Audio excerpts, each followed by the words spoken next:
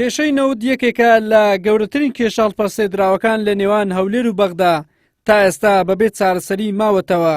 نەبوونی یاسای نەوت و گازیش کێشەکەی زۆر ئاڵۆزتر کردووە. بە جۆرێک ناوە پەیوەندەکانی نێوان هەولێر و بەغدا لەسەر پرسی نەوت زۆر بەرەو خراپی دەچێت تا ئاستی بڕینی بەشەبوجەی هەرێم لەلایەن حکوومەتی ناوەند. سەرۆکی فراکسیۆنی کۆمەڵی ئیسلامیش لە ئەنجومەنی نوێنەرانی عێراق دەڵێت بۆ چارەسەرکردنی کێشەی نەوت لەگەڵ بەغدا بەرپرسانی هەرێم بەردەوام یاریان بەکات کردووە، نانویستووە کۆتایی بەو کێشەیە بهێنن. هەرێمی کوردستان ڕوونتر بڵین زیاتر گەمەی لەسەر کات کردووە تاوەکو ئەو ڕێکەوتنە دوا بخرێ بە تاکید لە مەسلحەتی هەرێمی کوردستان بووە، بەڵام لە نەتیجەدا زەرمەندی یەکەم و ئەوەل هاوڵاتیانن. لەبەرەوەی ئەفەرموو ئێستاوە بە یاسا دەتوانێت موچەی فەرمانبەران و هەرێمی کوردستان ببڕێ، چونکە لە موازنەدا وا ئاماژەی پێکراوە. لە موازنەدا باسی پابندبوونی هەرێمی کوردستان دەکا.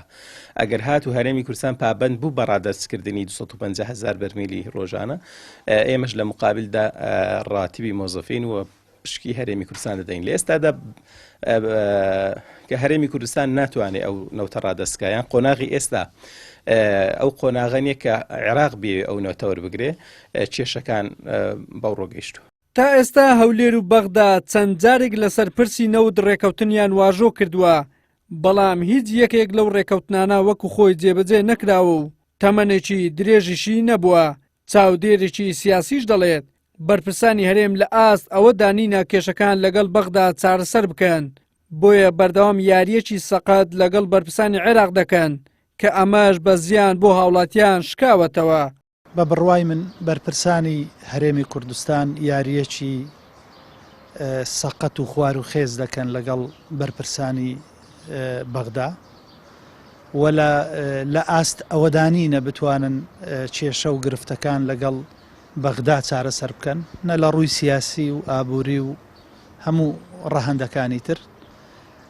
ئەو عەقڵیەت و لۆژیکەی کە ئەوان بەڕاستی مامەڵەی پێدەکەن لەگەڵ بەغدا لە هەمیشە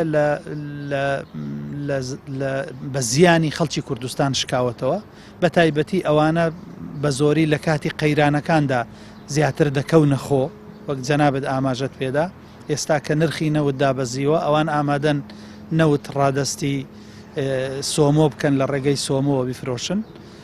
بۆیە بە قەناعەتی من هیچ جۆرە متمانەیەک نەماوە لە نێوان و هەولێر و بەغدا. پرسی نەوت و بوجا کە بە سەرەکی ترین کێشەکانی نێوان هەولێر و بەغدا دادەندرێت، مێژووەکی درێژیشی هەیە، بەڵام تا ئێستا بە هەڵپەسێردراوی ماوەتەوە. دیاریش نییە کە کەی کۆتایی بەو کێشەیە دێت. چاودێرانیش پێیان وایە نەبوونی متمانە لە نێوان هەولێر و بەغدا هۆکارە بۆ نەگەیشتن بە ڕێکەوتنێکی کۆنکرێتی لەژێر چەتری دەستور. وەلی سەلیم، کەناڵی ئاسمانی پێم، هەولێر.